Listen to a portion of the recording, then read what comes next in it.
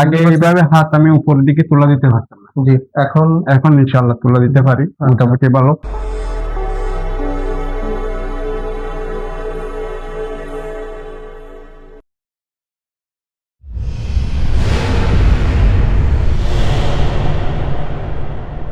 আসসালামু আলাইকুম প্রিয় দর্শক শ্রোতা, সবাইকে স্বাগতম জানাচ্ছি নতুন একটি ভিডিওতে।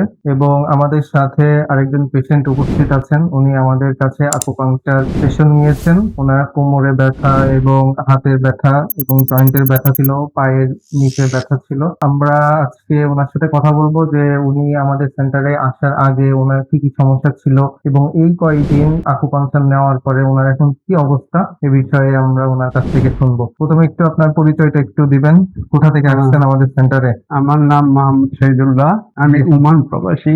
তারপরে আমার বাড়ি হলো ছাতক সুনামগঞ্জ। যখন আমাদের সেন্টারে আসেন তখন আপনার কোথায় ব্যথা ছিল, কি তখন আমার এই পিঠে এখানে ব্যথা ছিল, এই সাইডে ব্যথা ছিল, তো পিঠে আর এই বুকের মধ্যে একসাথে ব্যথা। তারপর কোমরে ব্যথা ছিল, কোমরও মোটামুটি ছিল, পায়ের নিচে। পায়ে এখানে আমার অ্যাক্সিডেন্ট ছিল একটা, ওইখানে থেরাপি এখন মোটামুটি 60% ভালো।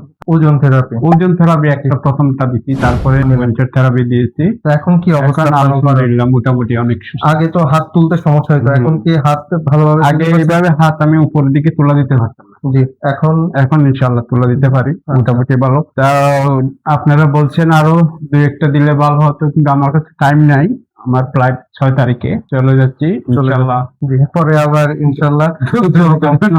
আপনাদের পরিবারের কোনো সদস্য যদি যে কোনো ধরনের ব্যথা, ঘাড়ে ব্যথা বা শোল্ডারে ব্যথা বা পিএলআইডি জনিত ব্যথা বা সায়াটিকা সমস্যা হয়ে থাকে, তাহলে আমাদের সাথে যোগাযোগ করতে পারেন। ইনশাআল্লাহ আমরা আপনাদের যথাযথভাবে চেষ্টা করব আপনার ব্যথা থেকে মুক্ত করার জন্য। ধন্যবাদ সবাইকে।